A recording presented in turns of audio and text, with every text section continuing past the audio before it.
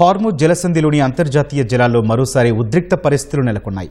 Hormuz జలసంధిని దాటేందుకు యత్నించిన 4 వాణిజ్య నౌకలపై Iran నౌకాదళం కాల్పులు జరిపింది. తమ అనుమతి లేకుండా వెళ్లేందుకు యత్నించాయన్న కారణంతో ఇరాన్ ఈ చర్యకు పాల్పడింది. ఇరాన్ కొత్తగా ఏర్పాటు చేసిన షిప్పింగ్ అథారిటీపై అమెరికా ఆంక్షలు విధించిన మరుసటి రోజే ఈ ఘటన చోటు చేసుకోవడం గమనార్హం.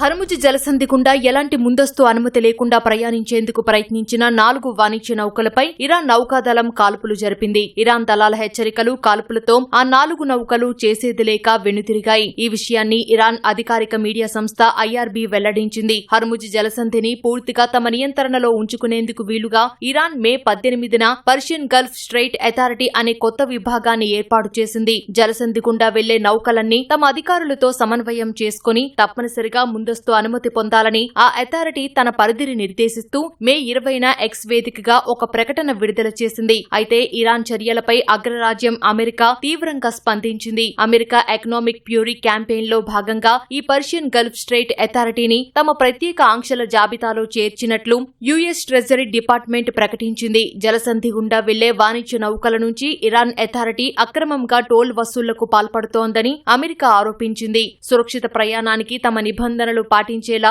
నౌకలను బలవంతం చేస్తోందని మండిపడింది. ఈ ఇరాన్ అథారిటీతో వ్యాపార లావాదేవీలు నిర్వహించినా సహకరించిన వారిపై కూడా కఠిన ఆంక్షలు విధిస్తామని అమెరికా గట్టిగా హెచ్చరించింది. ఈ నేపథ్యంలో హర్ముజ్ను దాటేందుకు యత్నించిన 4 వాణిజ్య నౌకలపై ఇరాన్ దాడులకు పాల్పడటం గమనార్హం.